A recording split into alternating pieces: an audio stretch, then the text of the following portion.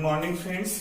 काल आपण SI unit बद्दल युनिट कोणकोणते आहेत आणि कोणकोणते क्वांटिटीज आपल्याला मेजर करायचे आहेत ते बघितलं होतं.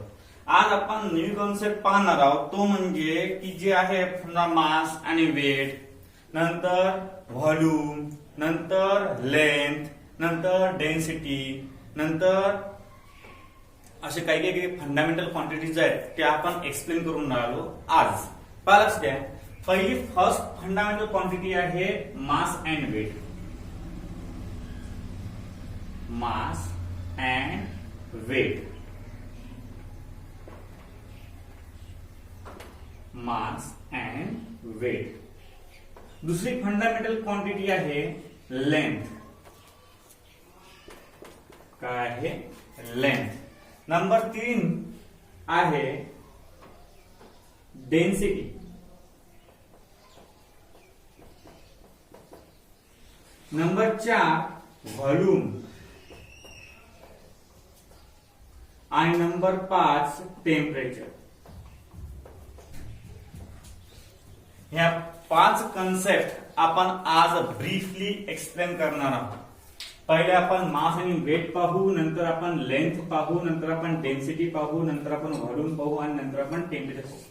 आज आपला कन्सेप्ट म्हणजे पूर्णच्या पूर्ण जो फोकस आहे तो या 5 क्वांटिटीज वर डिपेंड आहे.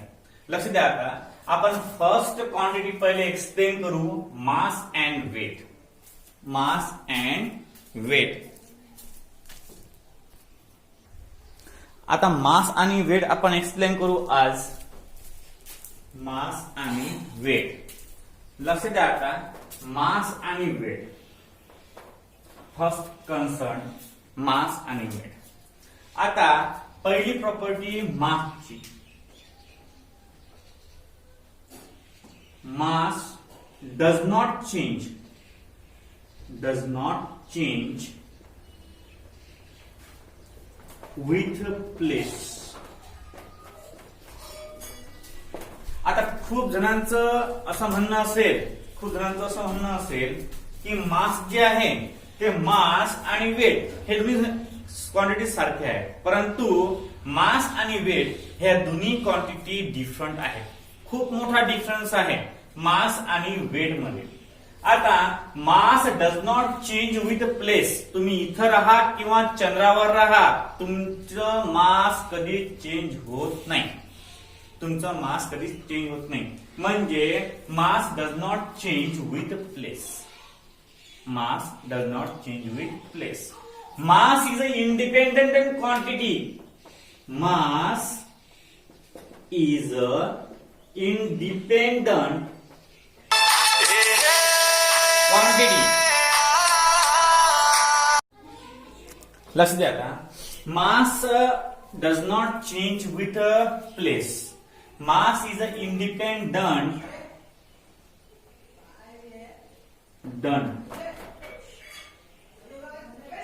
प्रॉपर्टी.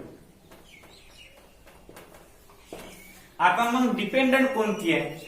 डिपेंडंट आहे वेट. का बरं? कारण मास सिम्पली 1 असते, परंतु वेट म्हणजे m इंटू जी. म्हणजे या वेट मध्ये ग्रॅव्हिटीचा प्रभाव पडते आणि अलग अलग ठिकाणी पदार्थाची म्हणा किंवा माणसाची म्हणा किंवा कोणत्याही इतर प्राण्यांची म्हणा किंवा वनस्पतीची म्हणा चेंज होते ग्रॅव्हिटी. इथं ग्रॅव्हिटी काय आहे तर इथून 50-60 किलोमीटर गेल्यावर ग्रॅव्हिटी काय होणार? ग्रॅव्हिटी चेंज राहते विथ द पॉइंट आणि म्हणून वेट चेंज होते. पहा पुढचा point, weight change with place. Because weight is a product of mass and gravity, and gravity does not change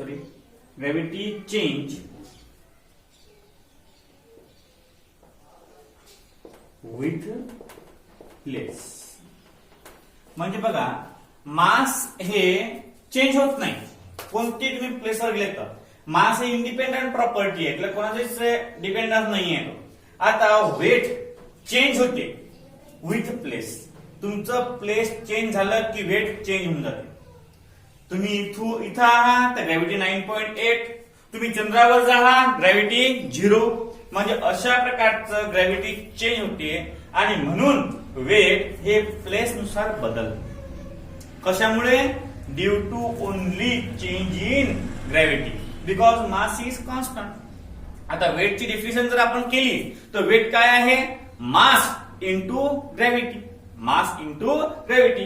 weight W equal to mg हा formula पाहिला असेल. Mass into gravity. Mass into gravity हा formula आहे कोणाचा? वेटचा.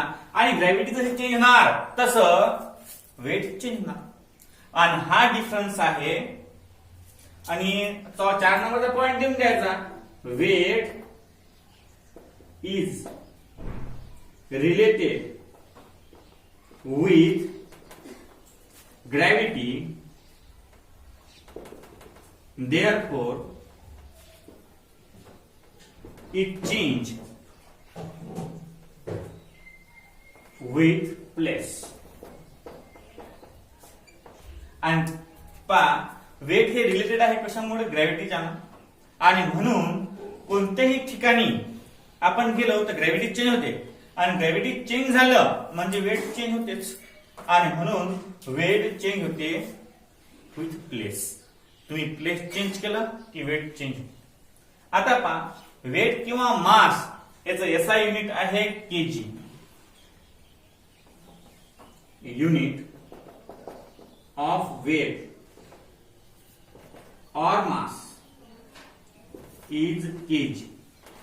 आणि तुम्हाला माहिती आहे 1 kg इक्वल टू 10⁻³ ग्राम किंवा 1 ग्राम equal to 10⁻³ kg.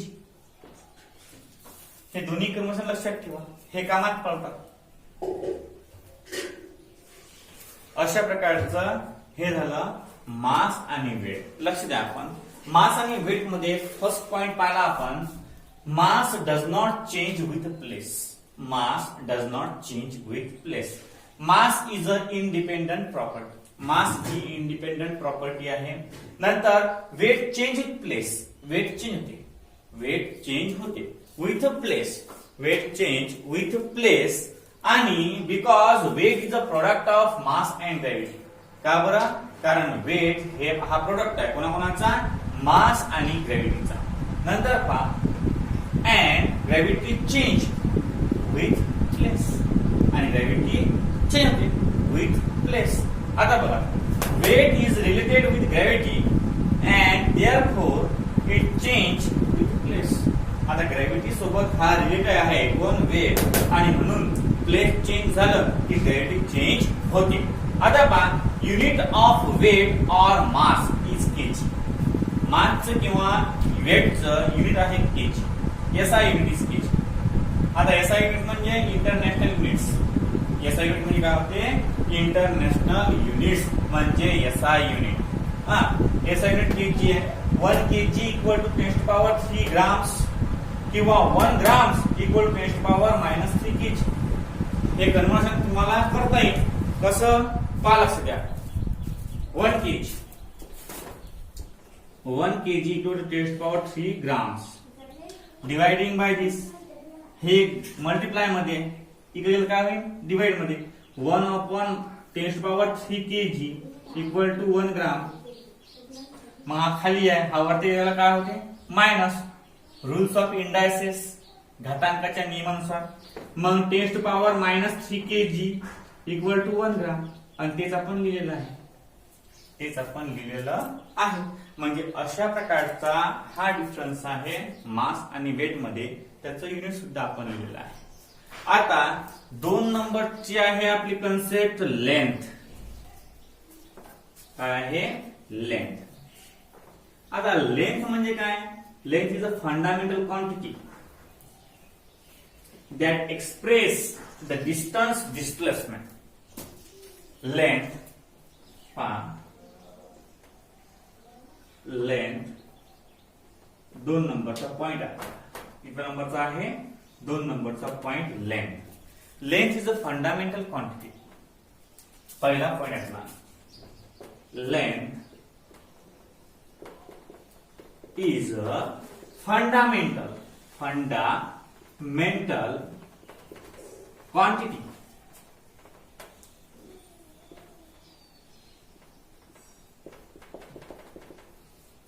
which is used for distance and displacement.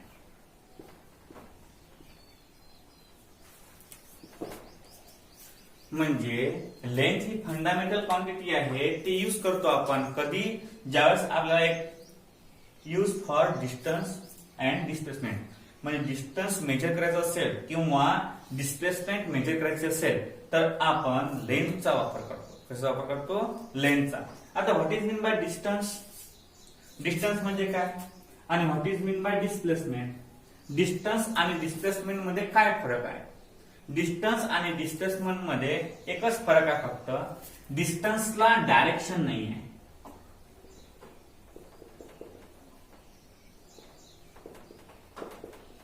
डिस्टन्सला काय नाही आहे?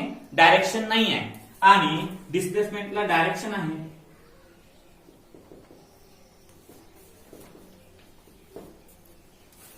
आता डायरेक्शन नाही म्हणजे समजा तुम्ही तेलाऱ्यापासून तर हिवरखेड पर्यंत आले 15 किलोमीटर आणि नंतर तुम्ही काही वेळानंतर हिवरखेड पासून डबल तेलाऱ्याला निघून गेले. हे 15 किलोमीटर झालं. तर ज्यावेळेस आपण डिस्टन्स मोजतो त्यावेळेस 15 किलोमीटर प्लस 15 किलोमीटर आपलं डिस्टन्स झालं 30 किलोमीटर.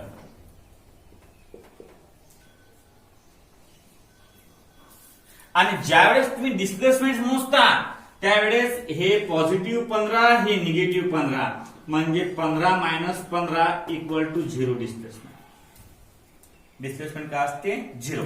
आणि हा फरक आहे डिस्टन्स आणि डिस्प्लेसमेंट मध्ये. आपण काही कन्सेप्ट अजून पाहणार आहोत. डिस्टन्स आणि डिस्प्लेसमेंट म्हणजे यातला एक महत्वाचा टॉपिक राहिलेला आहे आपला. तो आपण तुम्हाला फिजिक्स मध्ये सर शिकवला असेल कधी 9th मध्ये 10th मध्ये किंवा 8th मध्ये. Vector and scalar. आता वेक्टर प्रॉपर्टी आणि स्केलर प्रॉपर्टी म्हणजे काय? आता याच्यामध्ये आपण एक्सप्लेन करू वेक्टर प्रॉपर्टी आणि scalar quantity. Vector quantity is a quantity which contain magnitude and direction. म्हणजे अशा प्रकारची क्वांटिटी वेक्टर क्वांटिटी की ज्याच्यामध्ये दोन्ही कन्सेप्ट असतात. मॅग्निट्यूड असते म्हणजे किंमत. मॅग्निट्यूड म्हणजे काय होते? किंमत. आणि डायरेक्शन. म्हणजे या डिस्टन्स आणि डिस्प्लेसमेंट मध्ये कोणती वेक्टर क्वांटिटी आहे? डिस्प्लेसमेंट. का बरं? याला मॅग्निट्यूड बी आहे, किंमत बी आहे आणि डायरेक्शन बी आहे. म्हणजे ज्या क्वांटिटीला दोन्ही गोष्टी असतील, डायरेक्शनही असेल आणि मॅग्निट्यूड सुद्धा असेल, त्याला आपण म्हणू वेक्टर क्वांटिटी. त्याला काय म्हणू आपण? Vector quantity. आता लक्ष द्या, scalar quantity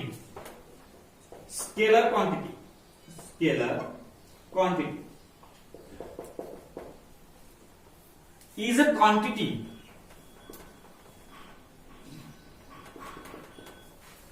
which contain only magnitude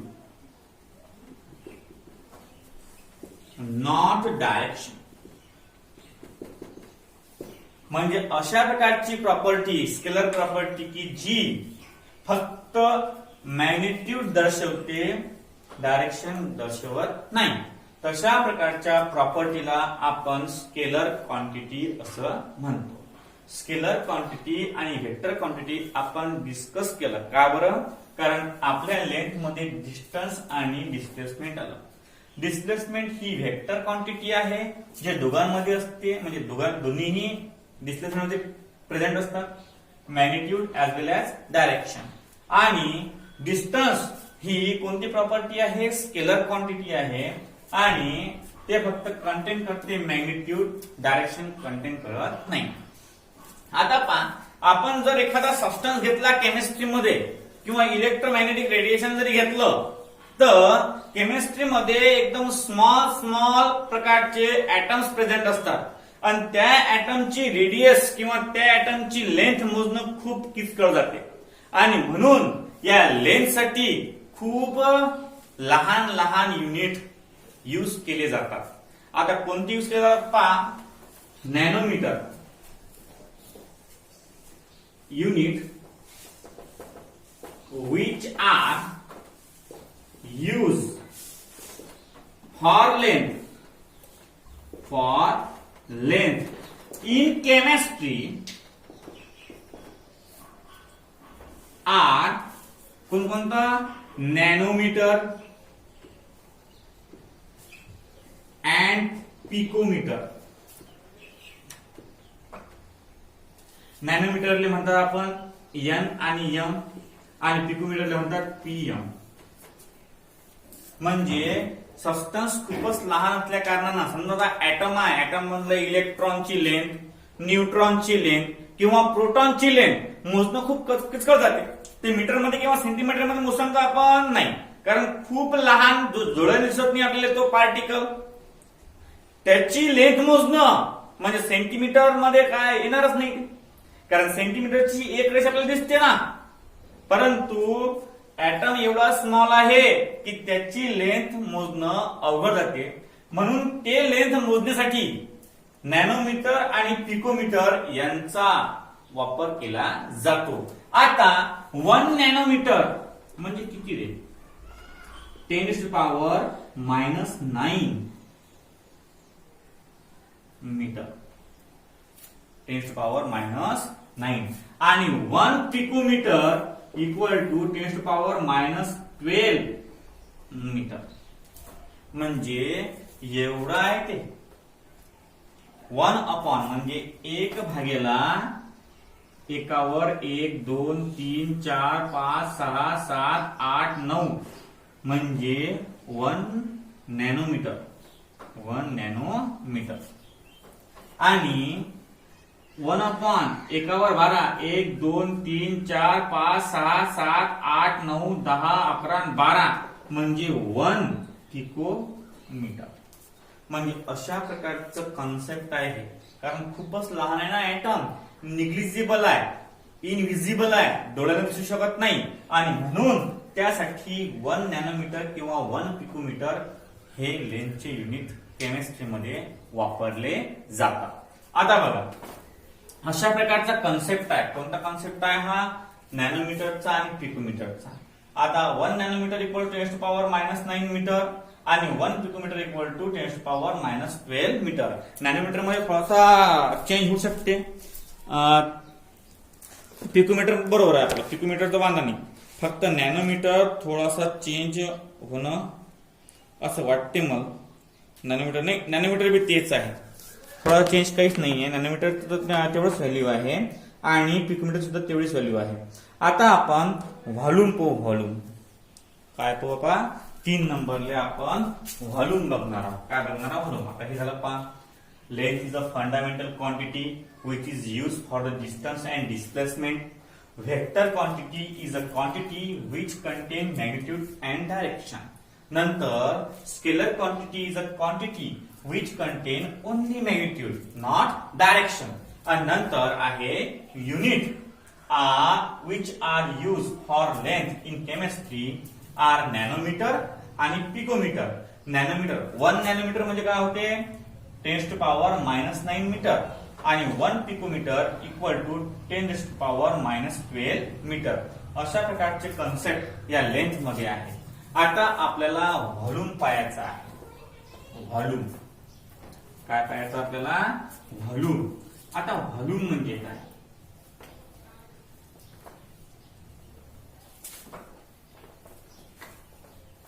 number third आहे व्हॉल्यूम.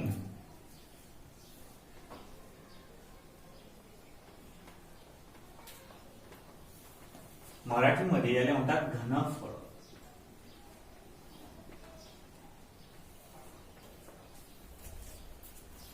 आता घनफळ आपण 10व्या वर्गामध्ये पाहिला होता. Volume of cylinder, volume of cone, volume of अजून काय पाहिलं? Volume of cone, volume of cylinder, volume of parallelepiped. अशा प्रकारचे व्हॉल्यूम आपण पाहिलेले होते. आता बघा, व्हॉल्यूम म्हणजे the space occupied by the particle. काय होते पहा? व्हॉल्यूम म्हणजे काय होते? The space occupied by particle, the space occupied by particle in 3 dimensions.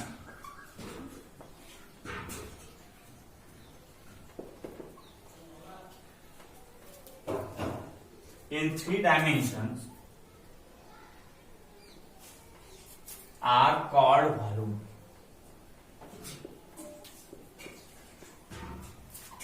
म्हणजे 3 डायमेन्शन मध्ये एखाद्या पार्टिकलचा स्पेस ऑक्युपाइड केलेला पाहणं, त्याला आपण व्हॉल्यूम म्हणतो. आता volume occupied by the particle in 3 dimension are called as volume. Volume measure in litre. म्हणजे एसआय युनिट काय आहे व्हॉल्यूमचं? SI unit of volume is liter. आता 1 लिटर म्हणजे 1 dm³ equal to 1000 सेंटीमीटर³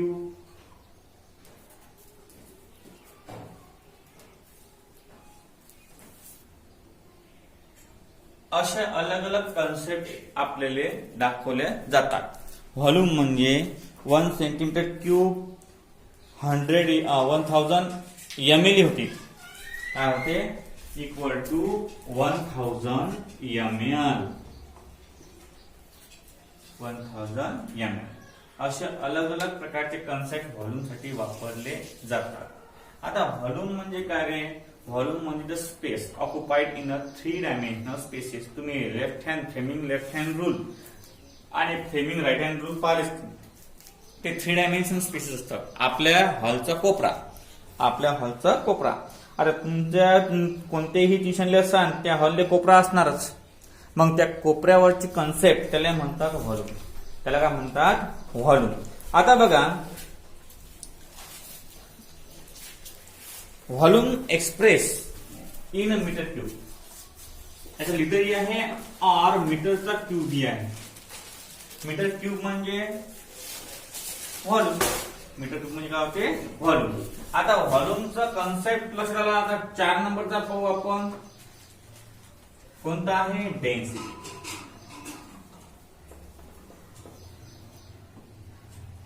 density rho.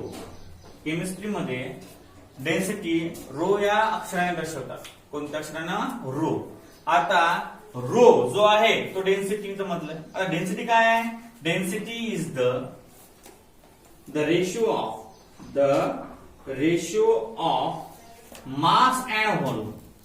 Mass and volume is called as density. म्हणजे density rho equal to mass upon volume. आणि म्हणून therefore the unit of rho is mass काय असते kg per metre cube. Kg per metre cube हे आहे the unit of density. Density is the ratio of mass and volume. Mass आपण kg मध्ये मोजतो आणि व्हॉल्यूम आपण मीटर क्यूब मध्ये मोजतो. मीटर क्यूब म्हणा किंवा मग याला आपण लिटर सुद्धा म्हणू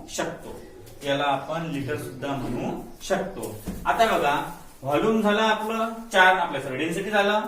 आता 5 नंबरले एकदम इम्पॉर्टंट क्वांटिटी आहे टेम्परेचर की जे आपल्याला पाहायचे.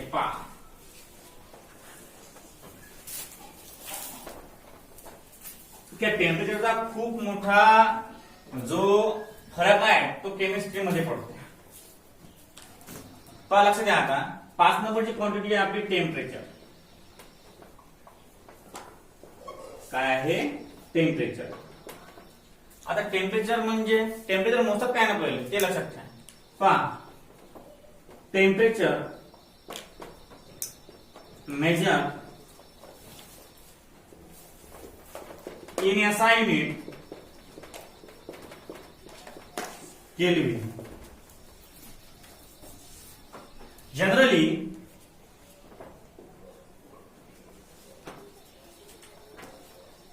temperature measured in degree Celsius, degree Fahrenheit, Kelvin या 3 मध्ये मोजतात. आता बघा या तिघांमधलं रिलेशन काय आहे. Therefore, the relation between them is. या तिघांमधलं रिलेशन आहे तुम्हाला दिलेलं आणि याच्यावर तुम्हाला प्रॉब्लेम तुम्ही होमवर्कला ते होमवर्क करून आणणे. लक्ष द्या. याच्यामध्ये Fahrenheit equal to 9/5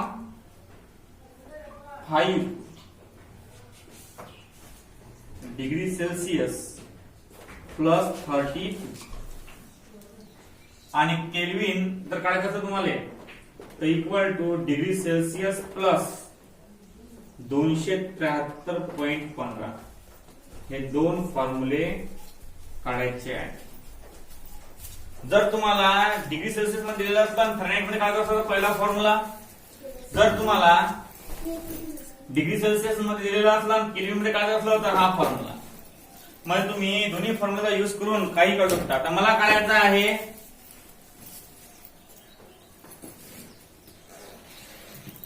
1 degree Celsius म्हणजे किती फॅरेनहाइट. तर मी काय करीन पहिला फॉर्म्युला यूज करीन म्हणजे फॅरेनहाइट इक्वल टू 9/5 इंटू 1 आणि plus 32 degree Fahrenheit equal to 9/5 5 1 5 5 1 5 8 40 1.8 in plus 32 म्हणजे degree Fahrenheit equal to 33.8 degree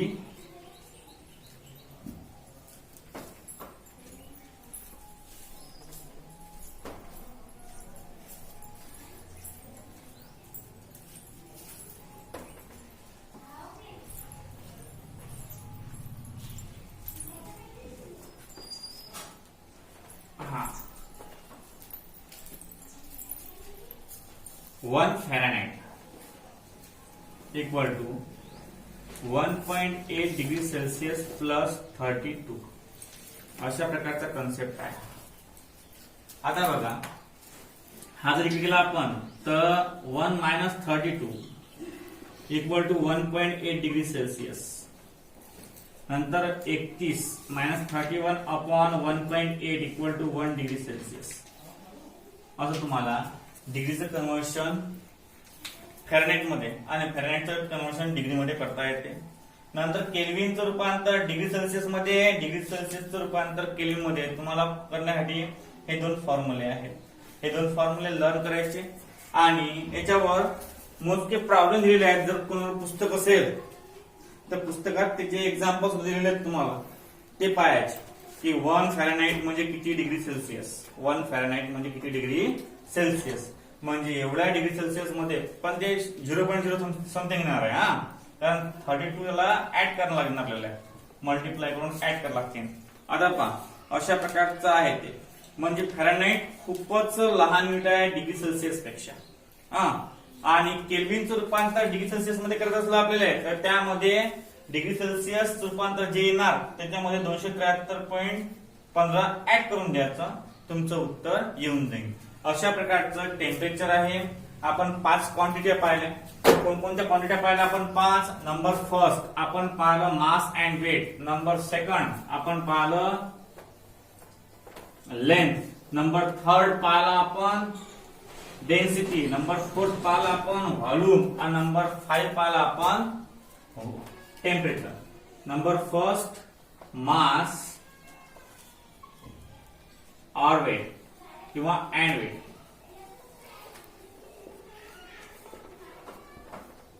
number second length.